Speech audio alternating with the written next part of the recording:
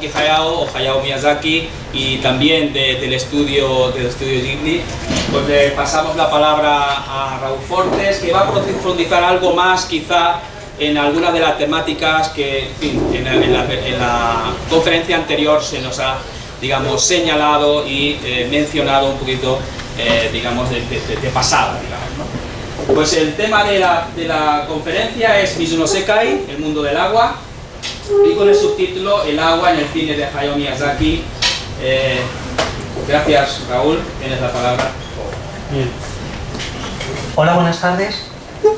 Bueno, antes que nada yo también quisiera comenzar, igual que ha hecho mi compañera Elena, dando las gracias en primer lugar pues a la Universidad de Granada, representada hoy aquí por el profesor Hugo Ignacio López Saco, y también a la Asociación Crossover por la organización de estas fantásticas jornadas, de darme la oportunidad pues, de estar hoy aquí con todos vosotros presentando esta ponencia. Y luego, por supuesto, pues gracias a todos por vuestra asistencia, ¿no? El tema Miyazaki llena, ¿no? Como se puede ver. Bueno, Ignacio ya lo ha comentado, el título de mi ponencia es Mizu Sekai, el agua en el cine de Hayao Miyazaki. Elena ya ha hecho una presentación sobre Miyazaki, los temas rectores de su filmografía, entonces eso me viene muy bien porque yo no voy a hablar de todo eso, lo que voy a hacer es centrarme en uno de esos temas. Elena lo ha dicho antes, uno de los temas es la naturaleza, el tema de la naturaleza y el tema de la necesidad de una relación armónica, de una convivencia armónica entre el ser humano y la naturaleza. El ser humano es naturaleza también, ¿eh? No tiene sentido decir el ser humano y la naturaleza, como si el ser humano no fuera naturaleza, ¿eh? También está metido dentro de la naturaleza. Lo que pasa es que es el ser humano y el resto de la naturaleza, ¿eh? Deberíamos decir. Bueno, si tuviésemos que escoger dentro de toda la naturaleza, de todos los elementos naturales, un elemento que sirviese para definir la obra de Miyazaki y que apareciese absolutamente en todas sus obras, ese sería precisamente el elemento agua. Por eso he titulado la ponencia Mizu Sekai, que en japonés significa mundo de agua o mundos de agua. Podemos traducir en singular o en plural. De tal manera que esto ya nos introduce en la tesis de partida, de la que voy a partir, que es esta, el agua como nexo vertebrador de la obra miyazakiana. Además creo que es un tema que viene muy bien. Hace poco fue precisamente la cumbre climática, ¿no? Precisamente a finales de septiembre, bueno, pues, se habló de recursos naturales, del agua, de todo. Bueno, pues, eso es un tema presente en la filmografía de Miyazaki, creo que bueno, puede venir bien. Entonces, ocurrió era un tema bueno para traerlo a la ponencia. Bien, hablamos del agua como anexo vertebrador de la obra miyazakiana, es decir, el agua como elemento que aparece absolutamente en toda su obra, en su obra como mangaka, en su obra como cineasta. Aparece en sus cortometrajes, aparece en sus largometrajes, aparece en las series que hizo para televisión. Ahora bien, el agua hay que tener en cuenta que no juega el mismo papel, no juega el mismo rol en unas películas y en otras. Entonces podemos hablar de una evolución o de una clasificación de roles, de papeles del agua en su cine. Vamos a comenzar por el nivel más superficial, el más fácil de reconocer, que sería el agua como marco espacial y como elemento estético. Marco espacial, ¿por qué? Porque sirve para ambientar el relato, ambientar la historia que se nos va a contar. En este caso he escogido fotogramas de dos de sus películas, El castillo en el cielo y Porco Rosso.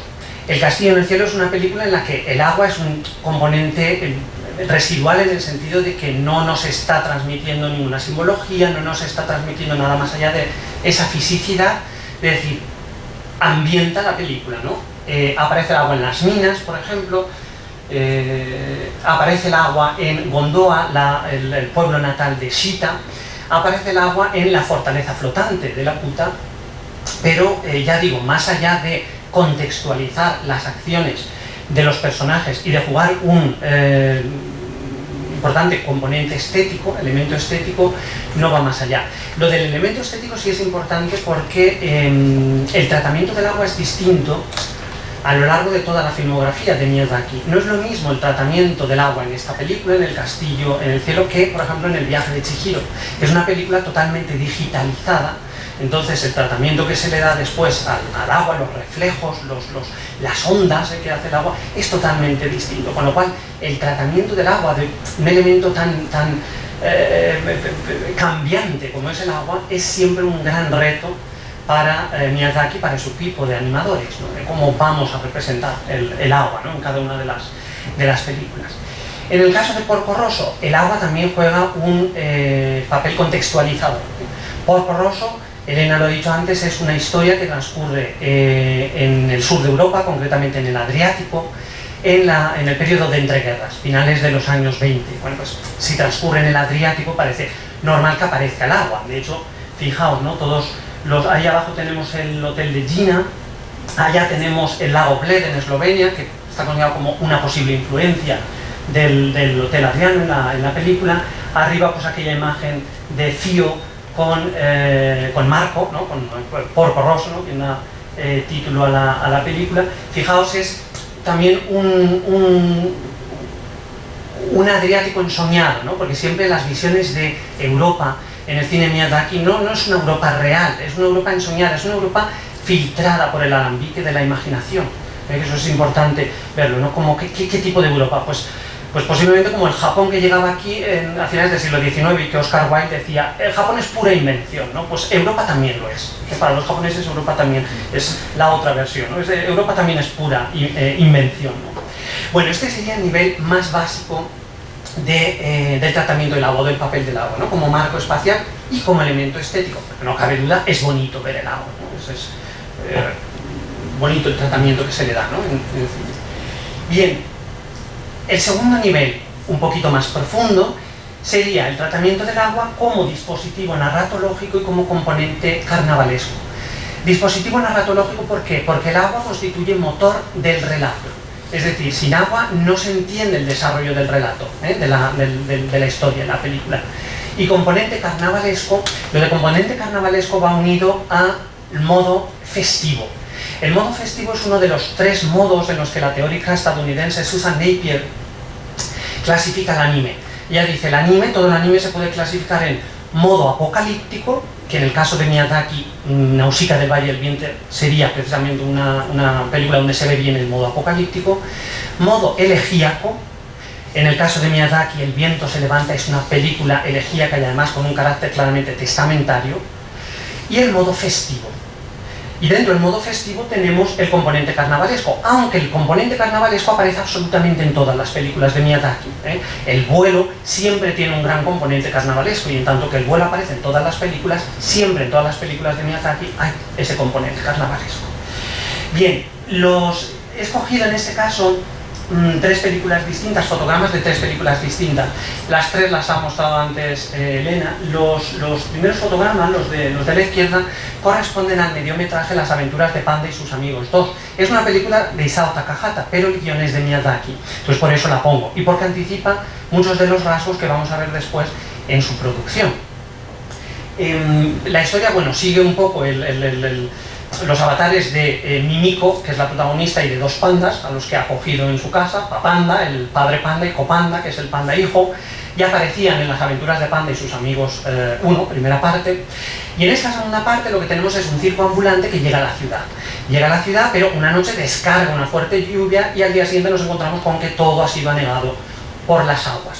Ese mundo sumergido, esos prados, esos campos sumergidos, esa parte de la ciudad sumergida, la retomará Miyazaki después en El castillo en el cielo, en El viaje de Chihiro y sobre todo en Ponyo en el acantilado, donde vemos la ciudad sumergida. Pero es algo que ya aparece en una obra tan temprana como esta, que es de los años 70. ¿Vale? Entonces esa idea de mundo sumergido lo vamos a ver después, también repetido en su producción posterior. ¿Por qué es el agua aquí dispositivo narrativo? Bueno, sin la inundación no se entiende todo lo que viene después. Es decir, a la mañana siguiente, al ver lo que ha pasado y al llegar un mensaje de ayuda de los animales del circo, que están a punto de morir ahogados porque están encerrados en las jaulas del circo, pues entonces Mimiko se lanza al rescate junto con los pandas van a rescatarlo a modo de un lecho que actúa como un barco, ¿no? La propia cama, pues se dirigen hasta la ciudad para salvar a los animales. Y allá tenemos un fotograma en el que vemos los peces que deambulan por el agua y cómo el ferrocarril va transitando por debajo del agua, en una clara imagen de lo que después veremos en El viaje de Chihiro, el famoso ferrocarril transitando por las aguas, ¿no? Entonces, bueno, ahí está el componente carnavalesco en este caso, ¿no? Debajo tenemos tres fotogramas de Lupin III, el castillo de Cagliostro. Aquí el agua también es muy importante porque hasta el final de la película no descubrimos cuál es el verdadero tesoro detrás del cual van los personajes, ¿no? Todo el mundo piensa que son joyas, que debe ser algo grande. Bueno, pues todo el tesoro al final es una gran ciudad romana sumergida que los antepasados de la princesa Clarice inundaron con el fin de preservarla de una eventual destrucción. Pero eso no lo descubrimos hasta que la presa se rompe y todas las aguas del embalse, en el fondo del cual está la ciudad romana, salen hacia este lago en el cual se yergue el alcázar del malvado conde, ¿no?, de la película, el conde de Cagliostro. De tal manera que, claro, el agua juega un papel importantísimo porque nos revela al final cuál es ese gran tesoro. Y porque además, de alguna manera, acaba revelando eso que sería el bien e inundando la fortaleza del conde, que es el mal. De tal manera que ya vemos esa anticipación del agua y de su elemento simbólico como de purificación, de barrer lo malo y de mostrar lo bueno, que es algo que vamos a ver después, bueno, sobre todo en El viaje de Chihiro y en Ponyo en el acantilado, que son las películas a las que más me voy a referir. Bien, ya tenemos dos fotogramas de Mi vecino Totoro. El agua también es importante en Mi vecino Totoro porque la primera visión que Satsuki, que es la hermana mayor, de las dos Mei es la pequeña, Satsuki es la mayor, la primera visión que Satsuki tiene de Totoro, y es cuando empieza a creer a su hermana pequeña, o cuando ella también lo experimenta, ese encuentro con Totoro tiene lugar una noche de lluvia. Es decir, la noche por un lado y el agua, la lluvia por otro, como elementos que nos preparan para la aparición de lo sobrenatural. Efectivamente es lo que vemos ahí. Claro, sin eso no se entiende todo lo que viene después, con lo cual la aparición del agua en ese momento es providencial para que aparezca Totoro, para que a partir de ahí pues tenga lugar todo lo que viene después en la película, ¿no? Pero además el tema del componente carnavalesco. Si habéis visto la película recordaréis que Totoro se está mojando, entonces Satsuki le deja un paraguas para que Totoro no se moje, entonces Totoro experimenta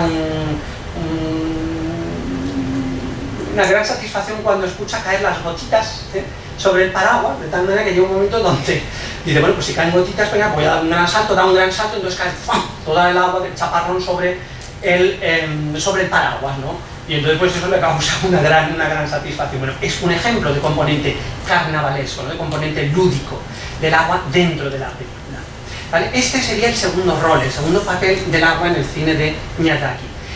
Sin embargo, a mí el que más me interesa es el tercero. El agua como elemento simbólico, es decir, el agua que más allá de su fisicidad sirve para transmitirnos mensajes. Y ya enlazamos con la exégesis alegórica que se puede hacer del agua en cada una de sus películas. Para empezar, voy a hablar del agua como elemento simbólico vinculado a la psicología de los personajes. Es muy curioso constatar que la lluvia, por ejemplo, cuando aparece en Miyazaki en sus películas, va siempre asociada a cierto desasosiego de los protagonistas, de los personajes principales. De alguna manera la naturaleza en general y el agua en particular se convierten en espejo de los sentimientos internos de los personajes. Así que aquello que estamos viendo en el exterior es lo que está ocurriendo en el interior de los personajes. Esa es una posible exégesis que podemos hacer del agua. Si nos fijamos, estos dos fotogramas de la izquierda del todo corresponden a Mi vecino Totoro, y vemos cómo en ambas escenas está lloviendo. La de arriba del todo es cuando Satsuki está con su hermana Mei a la espalda esperando que llegue su padre en la parada del autobús, en el bosque. Su padre no llega y la niña pues tiene cierto desasosiego, es de noche, es tarde, está sola, y no acaba de llegar el padre. Está lloviendo. Y esa lluvia hemos dicho que también nos anticipa la aparición de lo sobrenatural, que es la aparición de Totoro. Debajo, las niñas han salido de la escuela, se pone a llover y las niñas no pueden regresar a casa. Entonces las vemos orando delante del Bosatsu, del Bodhisattva Jizo, El Bodhisattva de los niños, asociado en Japón precisamente a los niños, y le están pidiendo que por favor escampe, ¿no? Entonces es, de nuevo, esa lluvia asociada a ese desasosiego de las protagonistas. Los dos fotogramas de abajo corresponden a el castillo ambulante. La escena de la izquierda corresponde a un momento en el que Sophie se ve sobrepasada por los acontecimientos, entonces sale un momento del castillo ambulante. El castillo está en ese momento en mitad de un páramo. El páramo es una maravillosa metáfora de cómo se encuentra Sophie en ese momento, su alma. En ese momento es un páramo desierto, y es un páramo en el que además llueve, para más Ingrid. Entonces es muy bonita la escena porque Sophie en ese momento comienza a llorar. Y sus lágrimas se confunden con las gotas de lluvia que en ese momento está cayendo, es decir, Sophie llora y el cielo llora también. Entonces es esa visión de la naturaleza como espejo del alma del personaje. Sin embargo, cuando Sophie está contenta, ¿qué es lo que vemos? Pues la imagen del lado nos muestra un lago. Entonces es el momento en el que se introducen los recuerdos de Howl, que Howl la lleva a ver su mundo de infancia, su mundo maravilloso, ¿no? ¿Y qué es lo que vemos? Pues flores, prados floridos, ¿no? Y aguas tranquilas, aguas prístinas, aguas limpias, calma, que nada tienen que ver con el agua de lluvia. Arriba tenemos tres imágenes de Nikki, la aprendiz de bruja. Lo mismo, Elena lo ha contado antes, es la historia, Nikki, la aprendiz de bruja, es la historia de Nikki, la protagonista, que es una bruja que cumple 13 años y, como manda la tradición, a los 13 años se tiene que ir de casa para establecerse en otra ciudad como hechicera. La noche en la que Nikki deja su casa estalla una tormenta. Es normal, la niña sale por primera vez de su hogar, comienza ese viaje iniciático, ¿no?, hacia la madurez, y pues esa lluvia, ¿no?, que cae sobre ella de alguna manera es, bueno, ese desasosiego propio de las circunstancias, ¿no?, las que se ve abocada. Más adelante en la película llega un momento en el que también se ve sobrepasada por los acontecimientos, está de bajón, podríamos decir, y miradla ya cabizbaja, sobre su escoba, cayéndole la lluvia, empapándola, ¿no? Un poco es la misma idea. Sin embargo, cuando Nikki está contenta, cuando todo va bien, fijaos, el agua no llueve, y el agua pues es, de nuevo, es un mar, en este caso un mar en calma, el mar que rodea la ciudad de Koriko, pues tranquilo, el cielo luce, ¿no?, azul, con sol, es decir, el agua va cambiando en función del estado anímico de los personajes. Las dos últimas imágenes son de la princesa Mononoke. Bajo tenemos el primer ataque de San, la princesa Mononoke, junto con los lobos, a la comitiva de Lady Eboshi, y ese ataque transcurre un día de lluvia, precisamente, esa lluvia que expresa el desasosiego de los hombres de Eboshi, que saben que van a enfilar por un desfiladero difícil y que algo sienten que se les viene encima. Efectivamente, es el ataque de San y de los lobos. Entonces, la lluvia de nuevo nos está dando información. Y allá arriba tenemos el primer encuentro entre Ashitaka, el protagonista, y San, la princesa Mononoke. Y fijaos dónde tiene lugar el encuentro: a orillas de un río de aguas procelosas, de aguas caudalosas, de aguas no limpias, de aguas turbulentas, como turbulentos son los acontecimientos que van a venir en la historia. De manera que nos está dando información sobre la película. Bien, este sería la imagen del agua, asociada a elemento simbólico, asociado a la psicología de los personajes. Todavía más interesante me parece el agua asociada a la mitología y a la religión. Hablar de religión en Miyazaki es hacerlo de budismo y sintoísmo, que son las dos religiones principales en Japón, y a cuyo influjo Miyazaki, en tanto que director japonés, no puede sustraerse. Con lo cual vamos a ver la influencia del budismo y del sintoísmo en su cine. Bien, para hablar de esta parte de la ponencia me voy a centrar básicamente en dos películas, que son dos historias de agua y que de alguna manera constituyen el triunfo del agua. Una es el viaje de Chihiro, y la otra película es Ponyo en el acantilado, que yo creo que eso es la exaltación suprema del agua, porque es que el 99% de los planos de esa película sale agua, ¿vale? Entonces esa es la película del agua por antonomasia, ¿vale?, la de Ponyo. Comenzamos con el viaje de Chihiro. El agua vinculada como elemento simbólico, vinculado a la mitología y a la religión. En este caso, relación con la mitología.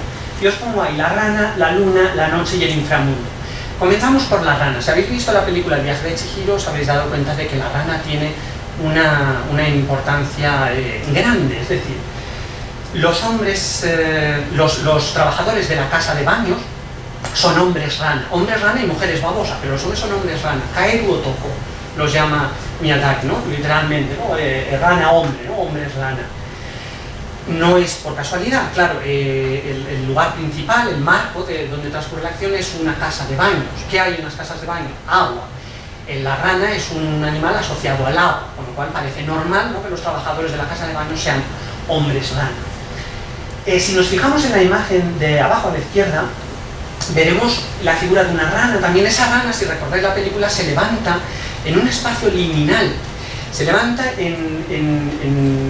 arriba de unas escalinatas a las cuales han llegado Chihiro y sus padres, desde el mundo ordinario, desde nuestro mundo, y que lleva a las calles donde están los restaurantes, los famosos restaurantes donde los padres de Chihiro comienzan a comer y luego se convierten en cerdos, ¿no? Esa rana, en principio, es una estatua pétrea de la que no sale agua, está como seca, Sin embargo, cuando los padres de Chihiro se convierten en cerdo y Chihiro trata de volver otra vez al mundo real, de volver a su mundo, no puede, porque se da cuenta que de la boca de la rana está manando agua a borbotones. Y toda la pradera que antes, por la que antes había accedido al lugar se ha convertido en un inmenso río.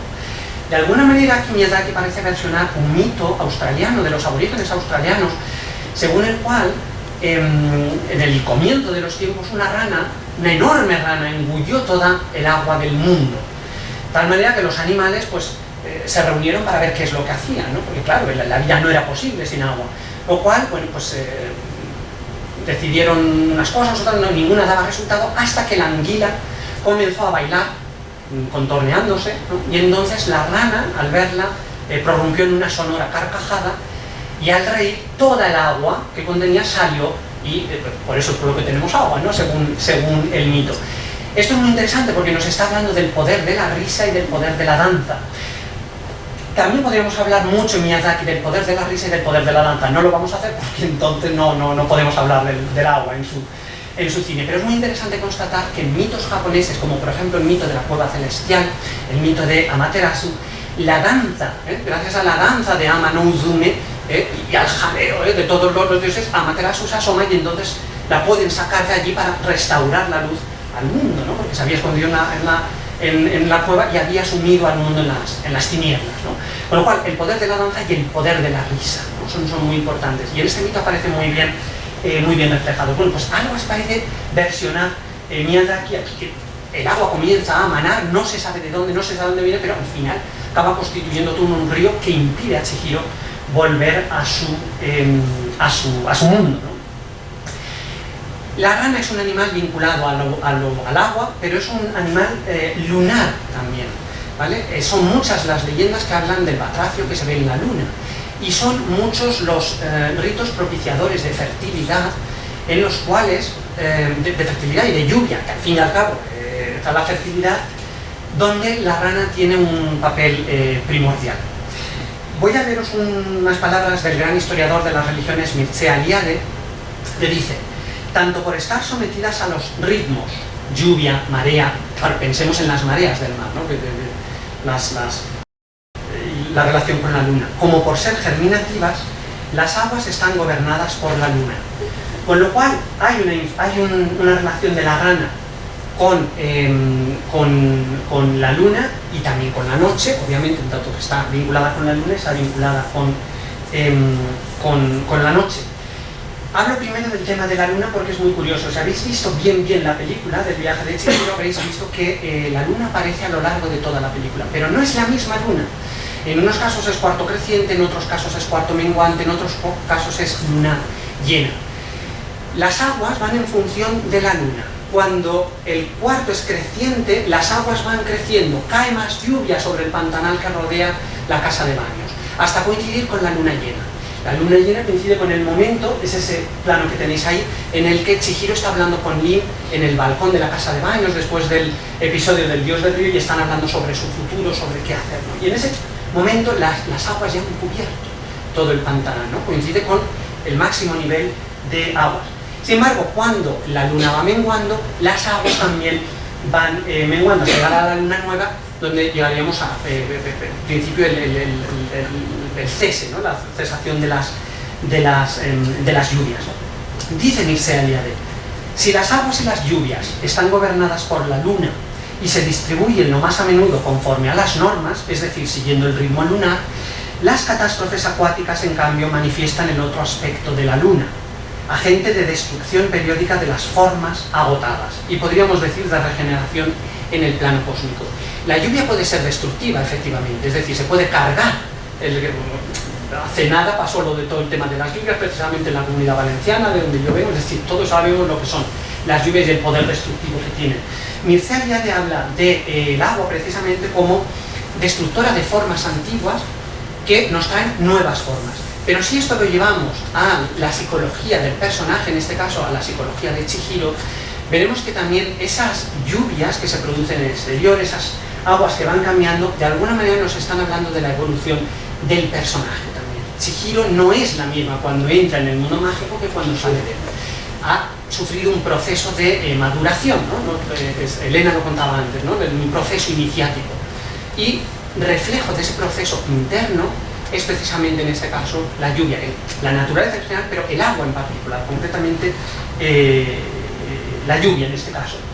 Decíamos, la rana vinculada al agua, vinculada a la luna, vinculada a la noche, obviamente. La luna la vemos por la noche. Recordemos que también en la mitología japonesa, la diosa de la luna, Tsukiyomi no Mikoto, es también la divinidad de la noche, la divinidad del reino de la oscuridad. Por lo tanto, de aquí es un paso a hablar del inframundo, es decir, la noche, el inframundo también, ¿no? No hace falta irnos a la mitología japonesa. Si pensamos en la propia tradición grecolatina, concretamente en la tradición griega, una de las más famosas obras de Aristófanes, las más famosas comedias de Aristófanes son las ranas, precisamente, Batrakoio. Bueno, pues las ranas precisamente se nos habla de la laguna Estigia, y de cómo las ranas habitan la laguna Estigia. La laguna Estigia es la laguna que cruza Caronte en su barca para llevar las almas de los muertos al Hades. Es decir, la rana asociada al inframundo, asociada a los seres infernales también. Y si está asociada a los seres infernales, pues es normal que esté asociada en muchas mitologías al mal. Esto se ve muy bien en la religión zoroástrica, pero también en el cristianismo. En el Apocalipsis, por ejemplo, se habla también de la figura del sapo, en muchas leyendas, en muchos mitos, en el folclore incluso se habla de que el demonio a veces toma la forma de sapo, la forma de rana, ¿no? Y de que poderosos venenos se hacen a partir de partes del cuerpo de los sapos o de las ranas, ¿no? Con lo cual es esa asociación de la rana o del sapo con el mal. Eso se ve muy bien en el viaje de Chihiro, también, por ejemplo, en el caso en el hecho de que Kaonashi se vaya volviendo malo conforme está en la casa de baños y va engullendo a los hombres rana, ¿no? Que son seres muy codiciosos, ¿no? Que solo quieren su oro, ¿no? Entonces, danos oro, danos oro. Entonces, como dice Chihiro, dice, él no es malo, lo que pasa es que se vuelve malo mientras está en la casa de baños y mientras se va tragando a los hombres rana. Cuando los escupe y sale de la casa de baños, Kaonashi vuelve a ser el mismo ser casi entrañable, podríamos decir, antes de entrar en el edificio, ¿no? Y luego, fijaos en esta imagen de aquí abajo, es el sello mágico desde Niba, que Chihiro va después, entrena a devolvérselo a su hogar, y fijaos que tiene en la empuñadura la figura de una rana, ¿no? Y es el sello que está matando a Haku por dentro. Y al final Chihiro hace comerse a Haku el migadango que le da el dios del río, y Haku escupe precisamente este sello que le está matando por dentro. Le está matando por dentro, tiene en su empuñadura una rana, la rana asociada al mal, asociada al veneno, todo lo que estamos hablando, ¿vale? Vamos ahora con la relación del agua con el sintoísmo en esta película. El primer elemento del que quiero hablar es de las deidades fluviales, Suijin, que es la palabra japonesa para deidad del agua, deidades del agua. Hay básicamente dos deidades fluviales en la película, Haku y el dios del río. Los dos son dioses fluviales. Comenzamos por Haku. Miyazaki nos lo muestra con apariencia humana porque, como suele suceder en los mitos japoneses, la apariencia humana es la apariencia que toman los dioses para hacerse visible a los ojos humanos. De otra manera sería imposible poderlos ver, ¿eh? Pero Haku tiene otra manera de aparecerse, que es como dragón. ¿Por qué como dragón? Bueno, si pensamos cómo son los ríos son largos y tienen meandros, ¿no? Tienen curvas. Los dragones tienen un cuerpo largo y ondulado. Y además, y esto viene de China, los dragones son animales míticos que unen los distintos niveles del cosmos. y se suelen representar siempre flotando entre nubes o bien nadando entre ondas, que es como lo vemos en esta imagen china de aquí abajo. Si os fijáis, tenemos un típico dragón chino, y abajo tenemos las olas, y arriba tenemos las nubes, uniendo precisamente esos niveles cósmicos. Miyazaki rescata esta iconografía, que viene de China, que después adaptó el arte japonés, y le da a su dios fluvial, a su dios del río, la apariencia de un dragón. Lo mismo hace con el dios del río. Cuando se nos aparece el dios del río, al principio se nos aparece como un montón de basura, de lodo, pestilente, ¿no? De hecho lo confunden en la película con un dios pestilente, pero después de ser lavado por Chihiro en la casa de baños, resulta que se nos aparece en su verdadera forma, y su verdadera forma es aquella. Es como un dragón, en este caso no tiene cabeza de dragón. Miyazaki eligió darle el rostro de la máscara Okina del teatro No, que representa a un anciano, que es una anciana deidad que representa la longevidad y al mismo tiempo la felicidad. Pensemos que este es un río seguramente antiguo, por eso Miyazaki lo representa con cara de anciano, de viejo, ¿no? Es un río largo, sinuoso, antiguo, y un río que trae también la felicidad porque trae pepitas de oro. El oro que se encuentra cribando, ¿no? en los ríos aparece también aquí. Antes de salir de la casa de baños deja un montón de pepitas de oro, ¿no? en la casa de baños, lo cual trae también felicidad.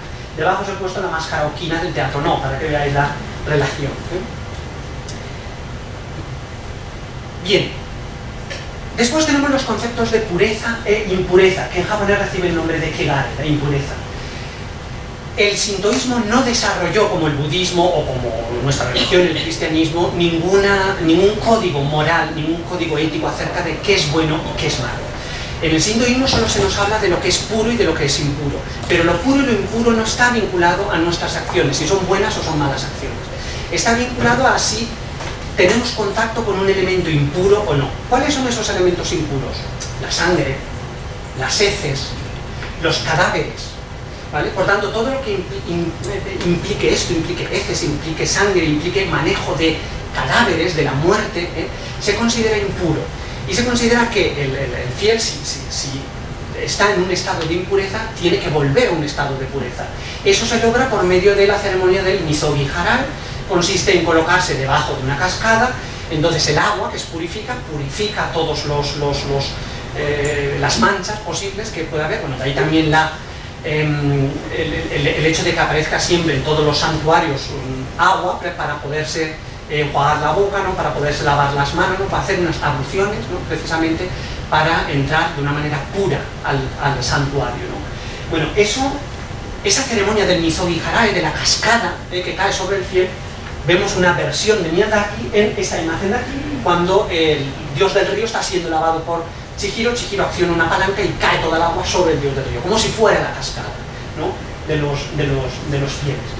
Aquí he puesto esta imagen porque hay un momento en el que Bo, que es el bebé de Yubaba, no quiere dejar salir a Chihiro de las estancias, y Chihiro llega un momento en el que, para que él le suelte, le enseña la mano, y la mano está manchada de sangre. Y en ese momento, cuando dice, ¿ves lo que es esto? Es sangre. Entonces él la suelta rápidamente, cae casi en un estado de pánico. Claro, es normal. La casa de baños es el lugar donde han ido a parar los dioses. Es inconcebible que en un lugar donde están todos los dioses del sintoísmo haya un elemento de impureza, como puede ser la sangre, ¿no? Y justamente Bo está recluido en sus habitaciones porque, según Yubaba, se va a contaminar si sale al exterior. Claro, si se va a contaminar si sale al exterior y en el interior tiene una persona impura que le está enseñando la mano manchada de sangre, pues no, como que no, ¿no? Entonces, bueno, es un pequeño elemento, es un pequeño detalle, pero es muy significativo.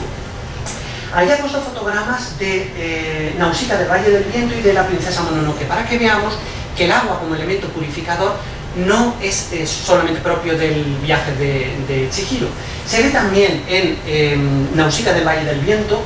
Elena lo ha dicho antes, Nausicaa, a partir de esporas venenosas, consigue cultivar especímenes libres de toxicidad, y hay un momento en el que cuando Nausicaa cae al ese submundo, ese subsuelo que está debajo del mar podrido, del mar tóxico, se da cuenta de que el aire es puro y de que el agua fluye pura también, ¿no? Es decir, es el agua como capaz de purificar todo ese mundo de la superficie, que es un mundo tóxico. Y allá tenemos dos imágenes de la princesa Mononoke, la que vemos que la herida que el jabalí endemoniado Nago le ha infligido a Astaka se calma, se cura, cuando Astaka introduce el brazo en las aguas del lago sagrado, del bosque del Sisigan, del bosque del dios cielo, ¿no? Con lo cual, de nuevo, la imagen del agua como elemento purificador.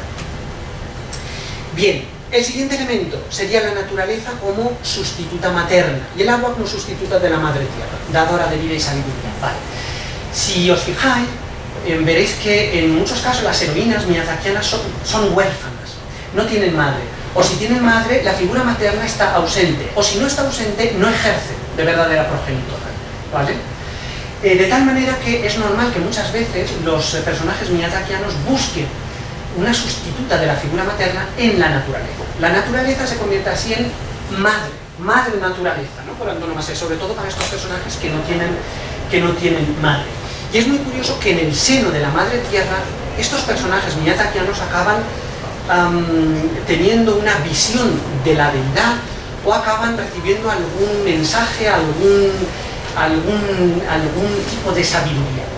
El ejemplo más claro seguramente sea Mei, en Mi vecino Totoro, cuando cae por el tronco del alcanforero hasta las raíces del árbol y tiene una epifanía, es decir, una mostración de la divinidad. Se le muestra el espíritu divino del alcanforero, que es Totoro, que es la representación del alcanforero, ¿no? Ese es un caso claro, pero en el viaje de Chihiro también lo vemos, esa mostración de la divinidad, ¿no? Esa epifanía también la vemos cuando Chihiro recuerda hacia el final de la película que ella de pequeña cayó en un río, que ese río es Haku y que el propio Haku la salvó de morir ahogada. Entonces ahí tiene la mostración cara a cara con la divinidad, representado el río por un dragón. Fijaos, Chihiro metida, sumergida en el agua, agarrada al cuerno del dragón de Haku, en ese caso de nuevo como dragón, como personificación del río. El zapato, ¿no? Cuando cae está a punto de morir ahogada, ¿no? Es decir, que a veces es la madre tierra, la tierra. En el caso del viaje de Chihiro es el agua, ¿eh? En este caso es el agua la que es dadora de vida, la que es salvadora, purificadora. Y allá os he puesto también la imagen en la que el dios del río, hay un momento en el que coge a Chihiro con su mano de agua y cuando desaparece el agua le ha dejado a Chihiro en las manos esa bola que veis ahí, que es el Nigadango, con el cual va a poder salvar la vida de Haku después. Nigadango es una bola de hierbas medicinales gracias a la cual salva al personaje de Haku, con lo cual de nuevo el agua como dadora de sabiduría, dadora de vida, a través, en este caso, de ese objeto, del objeto del Nigadango. Y después tenemos los conceptos de Shigan, Higan y Zanzu no Kawa. Son conceptos budistas, pero que están introducidos muy hábilmente por Miyazaki en la película. Shigan en japonés sería esta orilla. ¿Esta orilla qué es? La orilla de los vivos. Higan es la otra orilla, es decir, la orilla del más allá, la orilla de los muertos, la orilla de los espíritus. En medio, Zanzu no Kawa, el río de los tres caminos, llamado así porque en función del buen o del mal karma que hayas acumulado en tu vida anterior, cuando tienes que pasar a la otra orilla, pasas por un sitio o por otro, ¿vale? Por eso son los tres pasos, los tres caminos. Bien, de nuevo la figura de la rana en ese espacio liminal, es decir, entre el mundo ordinario, el mundo de los vivos, el mundo de Chihiro, nuestro mundo, y el mundo de los espíritus que se extiende más allá de las escalinatas de piedra en las casas de restaurantes, ¿no? Espíritus a los que además se les hacen ofrenda, ¿no? Por eso son restaurantes donde se le ofrenda comida, no es comida para los dioses, pero también para los espíritus, ¿no? Que los vemos aquí, sin representación de boca, sin representación de unas formas amorfas, que bien pueden ser los espíritus de los finados, y podría ser una plasmación de la cosmogonía budista dentro de la película, ¿vale? Shigan, Higan, Zanzu no Kawa. Muy bien, y por último, para terminar el tema del viaje de Chihiro, quería hablaros brevemente he apuntado ahí las cualidades primarias de la materia. Vamos a ver, según el budismo, las cualidades primarias de la materia serían solidez, que va asociada al elemento tierra, adhesión, asociada al elemento agua, calor, asociada al elemento fuego, y movimiento, asociada al elemento aire, al elemento viento. Bien, reflexionar acerca de estos cuatro elementos que nos componen nuestro cuerpo y componen todo, constituye la quinta fase o el quinto estadio dentro de la contemplación del cuerpo, contemplación de nuestro cuerpo. Y la contemplación del cuerpo, junto a la contemplación de las sensaciones, la contemplación de la consciencia. Y la contemplación de los objetos mentales forma lo que en el budismo serían los 4 fundamentos de la atención. Y la atención es básica siempre en la meditación budista, la atención. Si la atención se entrena, si la atención se entrena y se desarrolla, la atención tiene un gran poder liberador. Y a la luz de esto se entienden perfectamente las palabras de Haku cuando en un determinado momento de la película le pone la mano a Chihiro sobre la pierna y le dice: en nombre del viento y del agua que hay en ti, levántate. Es el momento en el que Chihiro, presa del miedo, no se puede mover. Entonces dice: es que no puedo moverme. Y él le pone la mano y dice esas palabras, que además tienen mucho que ver con esa idea budista de que a la iluminación solo puedes llegar por ti mismo.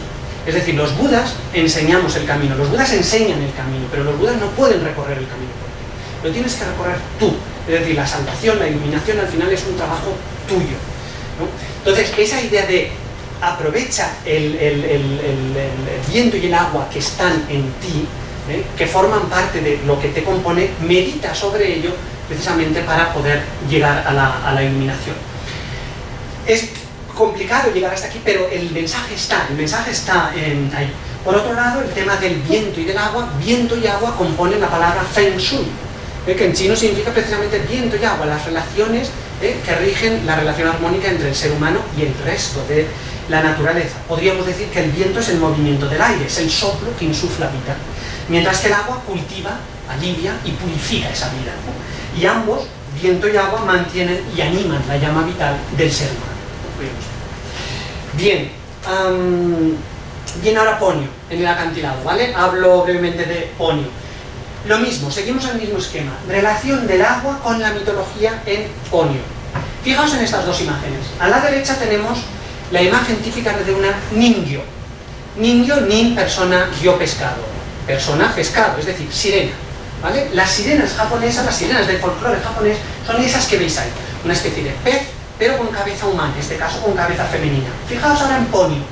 Es un pez también con cabeza humana, con cabeza femenina, cabeza de niña. Pero Miyazaki no solamente toma la iconografía propia del folclore japonés, sino que además en el folclore japonés se considera que capturar una sirena, una niño, es augurio de mala suerte. Lo cual, cuando se dice que cuando los pescadores capturaban a alguna niño en sus redes, la devolvían rápidamente al mar. Eso es justamente lo que no hace Sosuke en la película. Es decir, salva a Ponyo del tarro de cristal y ¿qué hace? Se la lleva a casa. Claro, eso va a traer que después Ponyo, aunque es llevada por sus padres a las profundidades del océano, quiera volver otra vez con Sosuke. Y eso provoca un desequilibrio cósmico. En la película, que si habéis visto la película, la luna se acerca a la Tierra, se abre un agujero espacio-temporal, las aguas se llenan con los peces del periodo devónico, de la prehistoria. Es decir, ¿cómo es posible todo eso? Ponyo ha provocado eso precisamente, ¿vale? Eso viene de esa creencia antigua japonesa, de lo que trae el capturar o el llevarse a casa las ninjo. Vamos ahora a la figura de la madre de Ponyo, la figura de Gran Manmare. Gran Manmare alegoriza en la película el océano primigenio, el océano prístino del que brotó la vida. Hoy sabemos que la vida se originó en el mar, precisamente la ciencia nos lo dice, ¿no? La película es muy bonita esta idea y cómo está hecho. Y me interesa mucho en este caso relacionar la figura de Gran Manmare, en este caso con la mitología grecolatina y con las figuras de Mare, Thalassa y Tetis. Fijémonos en el nombre, Gran Manmare. Manmare, mamma, madre, y mare, mar. Gran madre del mar, una diosa oceánica, una diosa madre, ¿vale? Con lo cual ya nos está hablando el propio nombre de la cualidad de ese personaje, una diosa madre primigenia y arcaica, ¿vale? Que está unida, en este caso las figuras grecolatinas decía de Mare, Thalassa y Tetis. Mare. Mare es la alegoría del mar, para los latinos, para los romanos, y concretamente del mar Mediterráneo, Mare Nostrum, ¿no? Mare Nostrum, nuestro mar, el mar Mediterráneo, ¿vale? El equivalente de mare para los griegos es Thalassa, de donde viene la palabra Thalassa, talasoterapia, por ejemplo, ¿no? Todo lo que tenga que ver con mar, ¿vale? Ambas diosas, Mare y Thalassa, son en sus respectivos panteones diosas madres, ¿no? Y esa imagen de diosa madre es la que rescata Miyazaki para la película, para la figura del personaje de Gran Mamare. Tetis es la tercera figura que nombro. Tetis es una titánide, hija de Urano, el cielo, y de Gea, la tierra. Por tanto tenemos la tierra, el cielo y el mar, ¿no? Ya tenemos los tres elementos. Tetis es también una diosa madre en la mitología griega. Y su nombre, Tetis, en griego antiguo significa niñera. Diosa madre, diosa niñera, diosa que acuna. De hecho, cuenta la mitología que fue la nodriza de la diosa Hera, la diosa olímpica Hera, la esposa de Zeus, ¿no? Fundada precisamente por Tetis. Aquí abajo tenemos en tres mosaicos distintos tres representaciones de la diosa, de la titánide Tetis. Se nos representa siempre como una mujer joven, hermosa, de cabellos largos y con unas alas saliendo de su frente. A veces se nos representa con túnica blanca y otras veces se nos representa emergiendo de las aguas. Fijaos en la última imagen, que está emergiendo de las aguas, se ve su busto y está rodeada de todos los animales marinos, de delfines, de peces, etc. Esa es la iconografía que rescata Miyazaki para representarnos a Gran Mamare. La primera vez que la vemos completamente, ¿cómo la vemos? Emerge delante de Fujimoto, emerge su cuerpo de las aguas, la vemos representada como una mujer joven, una mujer hermosa, con una túnica blanca, la misma túnica blanca que vemos en Tetis, y rodeada, no sé si lo veis aquí, pero rodeada de peces luminosos, porque ella es la energía procreadora, con lo cual siempre a su alrededor hay un halo de energía, un halo de luz. Y además fijaos en los pendientes, en la diadema, en el collar que luce, ¿no? De coral rojo, ¿no? Como su pelo. Es la misma manera que tiene la pintura europea de representar a las nereidas. Las nereidas son, según la mitología, las nietas de Tetis, y representan todo aquello que de bueno, de benevolente, de magnánimo hay en el mar. Fijaos en esta pintura de aquí de la izquierda, las nereidas, de Gaston Boussier, un pintor francés simbolista. El cuadro es de 1927 y fijaos cómo nos muestra las nereidas. Como tres muchachas jóvenes, de pelo taeño, y coronadas también, o ataviadas de coral. Exactamente la misma imagen que nos representa Miyazaki para Gran Mamare. No son las únicas figuras mitológicas con las que se puede relacionar el personaje. Se puede relacionar también con la diosa Yemanyá.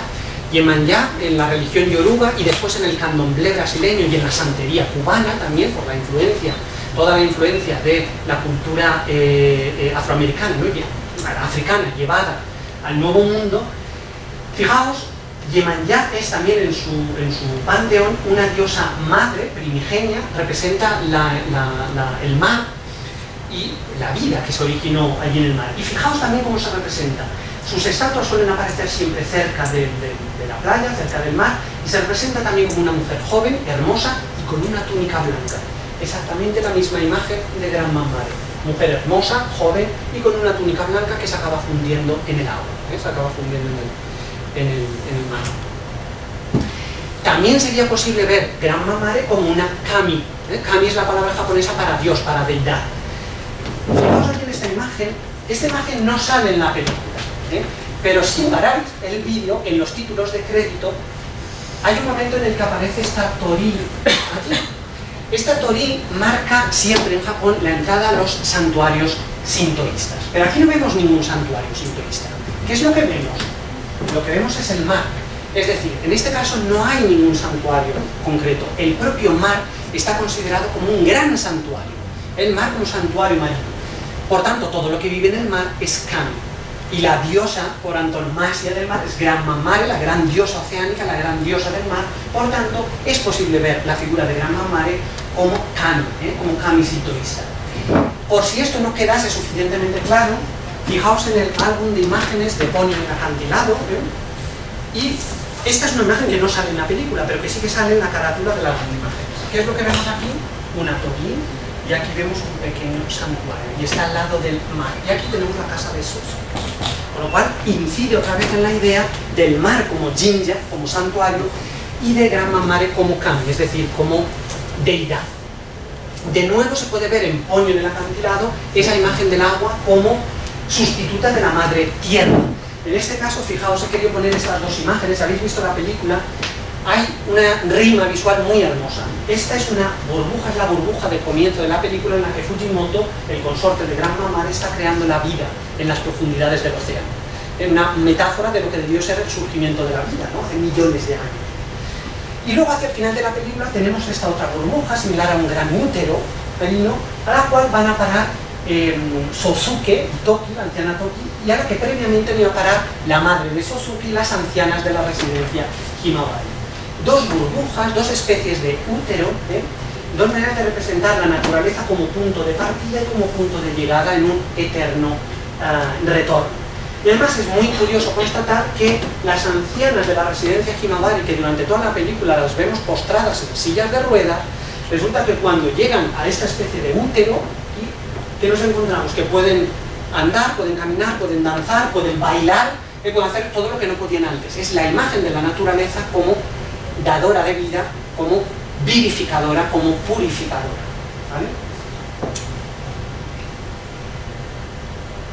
Bien, todavía es posible, si relacionamos en este caso la figura de Gran Mamare, no con el sintoísmo, sino con el budismo, todavía es posible ver la figura de Gran Mamare como una imagen de Kannon, de la diosa Kannon.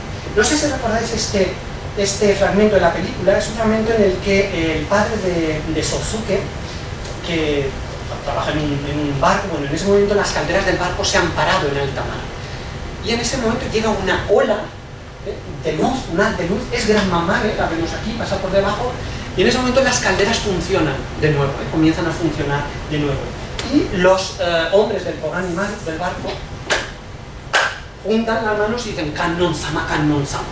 ¿Por qué dicen Kannon-sama? ¿Quién es Kannon? La diosa Kannon es, Kannon es el nombre que se le da en Japón al Bodhisattva o al Bosatsu, que encarna la compasión de todos los budas. Para quien no lo sepa, la palabra Bodhisattva es palabra sánscrita. El Bodhisattva es aquel que, habiendo alcanzado la iluminación, la salvación, pospone su salvación, su entrada en el nirvana, para ayudar a que todos los seres la alcancen también. ¿Vale? Por eso es el máximo grado de misericordia, de compasión. ¿Vale? Bien, pues la figura que encarna la compasión de todos los budas es Avalokitesvara, es el nombre en sánscrito. En China se conoce como Guanyin y en Japón se conoce como Kwannon, de donde deriva el nombre Kannon. ¿Vale? Es muy curioso constatar que las representaciones de Guanyin o de Kannon se representa siempre como una mujer joven, una figura femenina, lo primero, una mujer joven, hermosa, con túnica blanca, asociada a la pureza, y tanto en China como en Japón es una figura que va asociada, es la patrona de los pescadores y de la gente que trabaja en el mar, con lo cual no es infrecuente ver su figura cerca de la playa o cerca de los puertos o en lugares cerca del mar, en definitiva, ¿no? Y cuando la vemos en tankas o la vemos representada en pinturas, fijaos el pedestal de loto sobre el que está Kannon y fijaos que hay debajo del pedestal de loto, las olas del mar, ¿vale? Las olas marinas. Fijaos también en lo que porta en su mano, es el elixir de la inmortalidad, que es una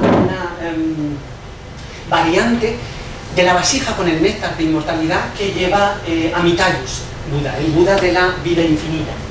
Tanto, toda esta iconografía propia de Kannon, Miyazaki la rescata para atribuírsela a la figura de Gran Mamare. De nuevo la túnica, de nuevo la imagen de diosa del mar, vinculada al mar, y en este caso Gran Mamare no lleva ningún frasco con agua de vida, pero no lo necesita porque ella misma es el agua de vida, ella misma es el mar donde, como digo, se originó la vida.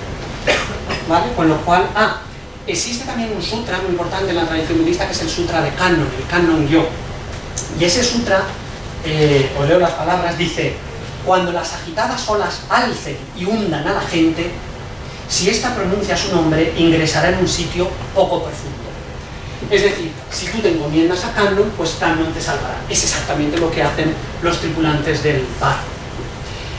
Vale, y por último, esta es la última pantalla,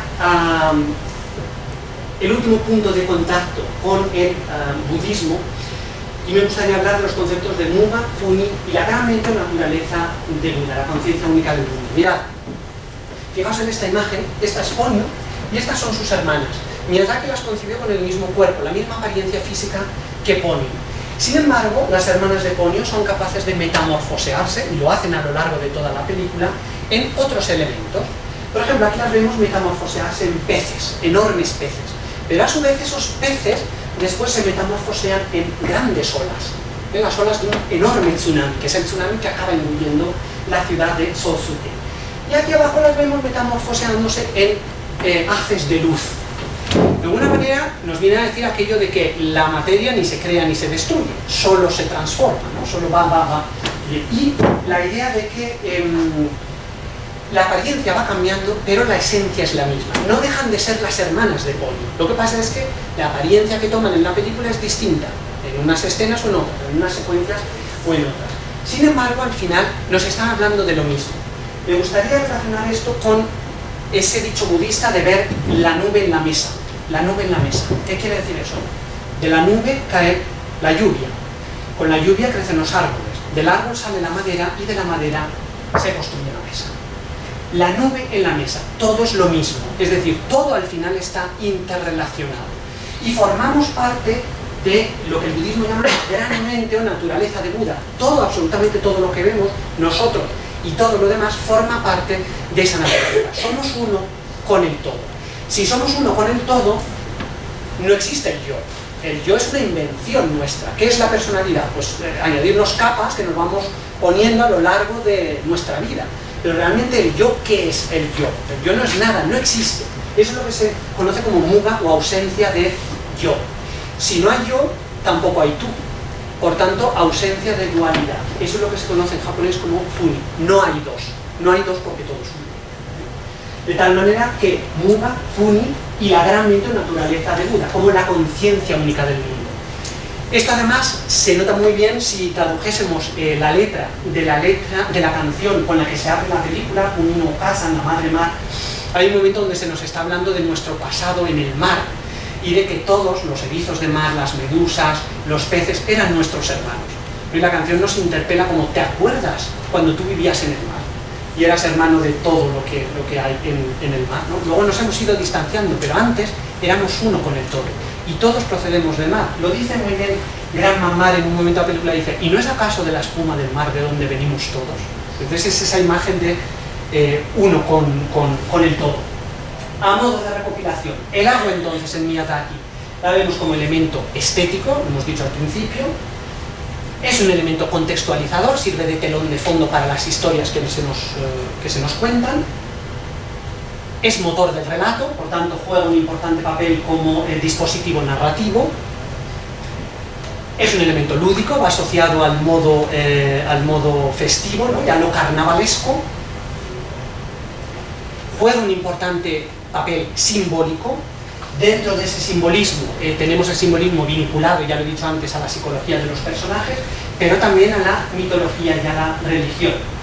Y precisamente hablando de la religión, y acabo con lo último que he dicho, precisamente con el tema del budismo, el agua se convierte en el cine de Miyazaki en vehículo sublime para la transmisión de una verdad ética universal. Es decir, trascendiendo el propio cine, y creo que ahí es donde radica la verdadera importancia, el agua se convierte en algo más, precisamente para decirnos algo, para llevarnos a otra dimensión, mucho más profunda. Pues esto es todo. Muchas gracias.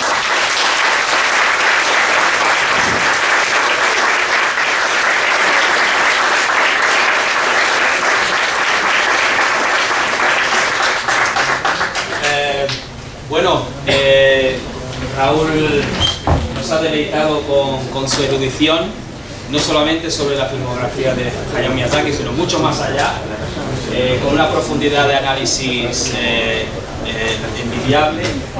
Y bueno, tenemos muy poco tiempo porque vamos un poquito mal de tiempo, pero quizás para un par de cuestiones, preguntas que quieran formular, podríamos cederle la palabra.